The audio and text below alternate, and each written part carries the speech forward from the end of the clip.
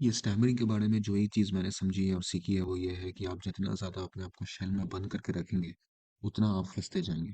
और जितना आप अपने आप को एक्सपोज़ करेंगे लोगों के सामने, उतना आपको लॉन्ग टर्म में बेनिफिट्स मिलेंगे।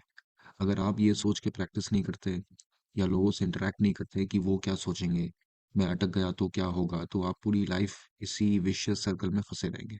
इसीलिए सॉल्यूशन यही है कि आप इन सारी चिंताओं को दूर करके अपने टारगेट पे फ़ोकस करें। हर रोज़ ये टारगेट बनाएँ कि मेरे को इतने मिनट प्रैक्टिस करनी है। मेरे को आज इन 2 लोगों से इस पर्टिकुलर टॉपिक के ऊपर बात करनी है। जब आप ये करना शुरू कर देंगे, आप देखेंगे कि धीरे ही सही आपको इम्प्रूवमेंट नज़र आएँगे। ऐसा नहीं होगा कि आपको इम्प्रूवमेंट नज़र ही नहीं आएगा। आपको इम्प्रूवमेंट नज़र आएँगे अगर आप ये चीज़ें करते हैं तो।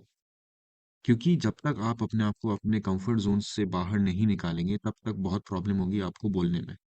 और ये कोई टेम्परेरी फेज़ नहीं होता है। लाइफ़ में हमेशा throughout your life you have to put yourself outside your comfort zone. अगर आप ये नहीं करते हैं तो आप बहुत बड़े प्रॉब्लम में अपने आप को स्वयं फँसा रहे हैं। If you don't want to do this, then you can choose the hard way out, जिसमें आपको तिल-तिल के मरना पड़ेगा हर रोज़। इससे अच्छा है कि मेहनत करके आग में तपो, ना कि रिग्रेट में जियो। इसीलिए मैं कहता हूँ कि प्रैक्टिस करनी चाहिए और अपने आप को लोगों से बात करने के लिए फ़ोर्स करना चाहिए। With the right technique, obviously technique is very important, क्योंकि टेक्नीक इंपॉर्टेंट नहीं होती तो लोग शायद बहुत सारी चीज़ें गलत ही कर लेते हैं।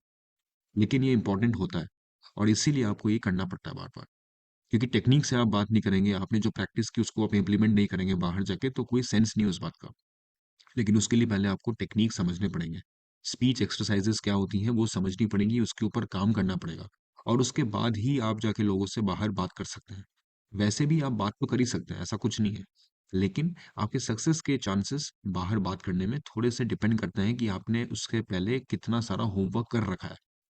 जो होमवर्क करके बैठेगा ना, वो थोड़ा-सा एडवांटेज में रहेगा, बस और कुछ नहीं।